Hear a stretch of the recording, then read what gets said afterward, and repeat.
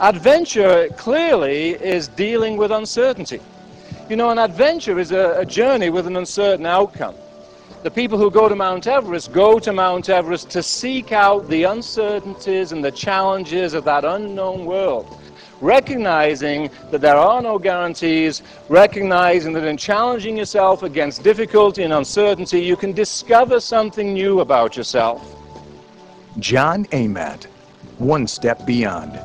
Risk, challenge, change. Leading expeditions to remote regions for more than 35 years. Exploring some of the most extreme landscapes on the planet. John Amatt, part of the first team to climb Europe's steepest mountain face, the 5,000-foot Troll Wall. Leader of the first Canadian expedition to reach the summit of Mount Everest. Going one step beyond.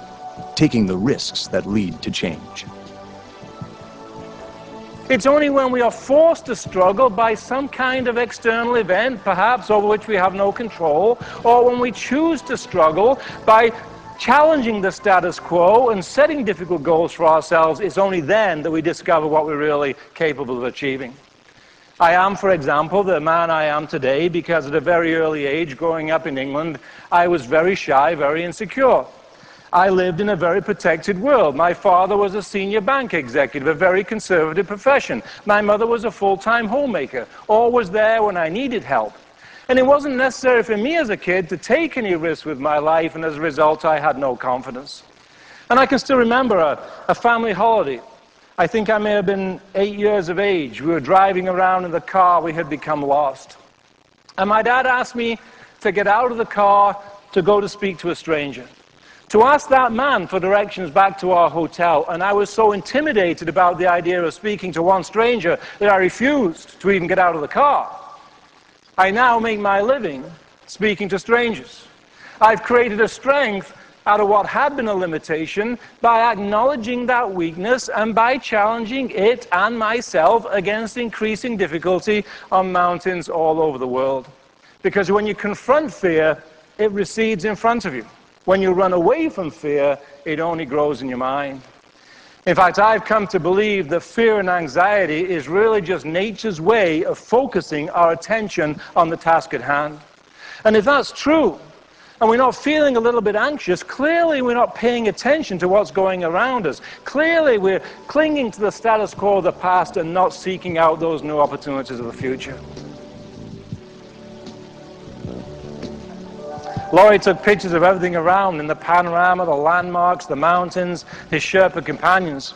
And then, of course, he decided it was time to get a picture of himself on the summit. And it was at that point that he realized he'd run out of film.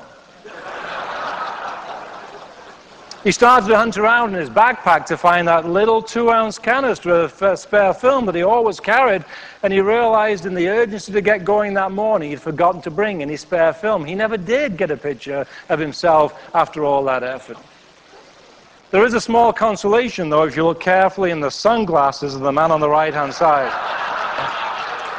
But you know, pictures aren't important because you don't learn anything from looking at a picture.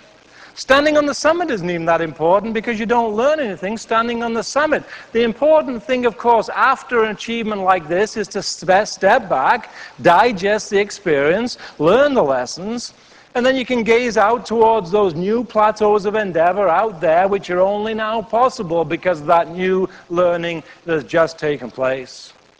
I should tell you incidentally that I did not personally stand on the top of Everest on this expedition.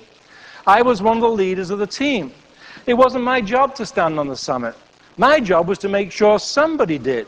Because in our definition of team success, when one person climbed that mountain, the entire team had achieved the goal. And it didn't matter who it was as long as one member of our team reached the top of this mountain.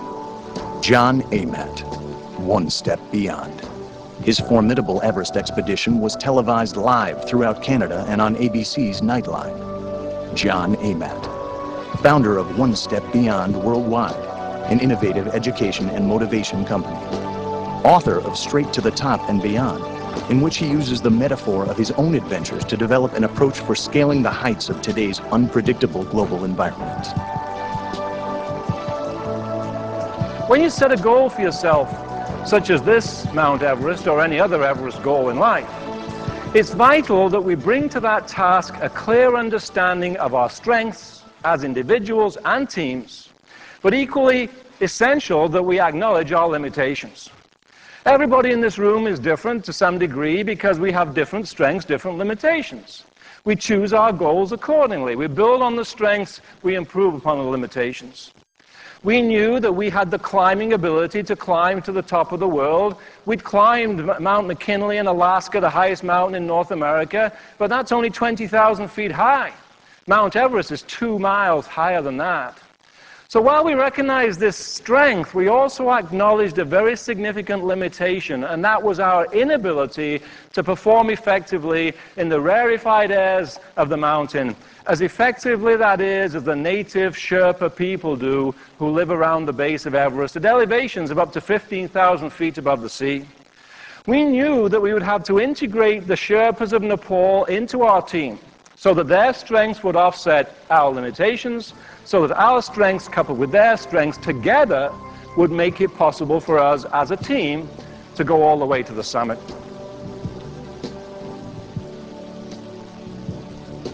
Aldous Huxley, the writer, also said experience is not what happens to you. He said experience is what you do with what happens to you. Whether you take that experience, whether you reflect upon it, whether you digest it, whether you learn the lessons, and then whether you apply that newfound learning to an even more difficult challenge in life, which is only now possible because that new learning that has just taken place.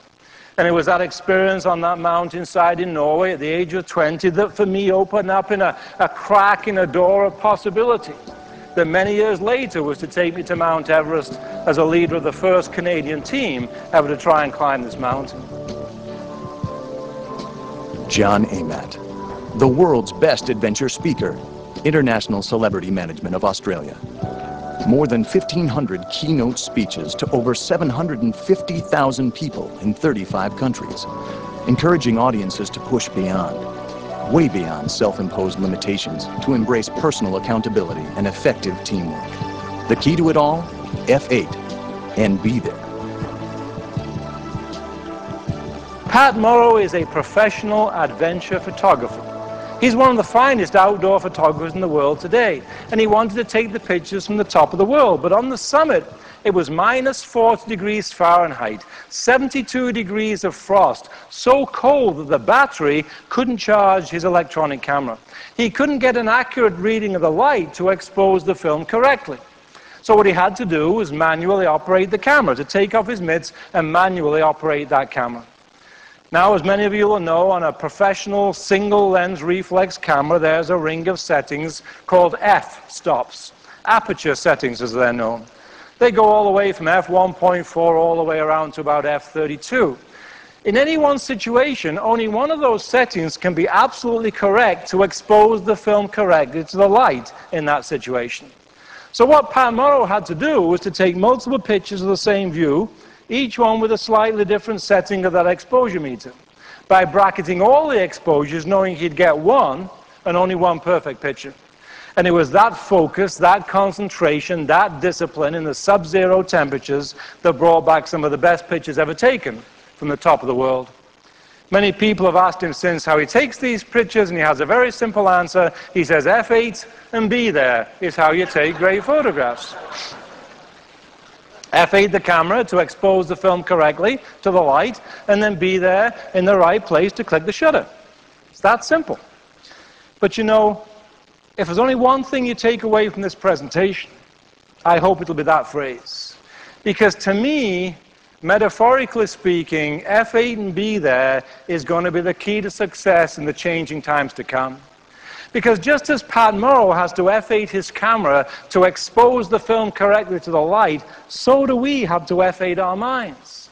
We've got to expose our minds correctly to the world in which we live, but then we've got to be there in that world of today. Because the way we did things in the past aren't working necessarily anymore, because the world has changed and we must change with it.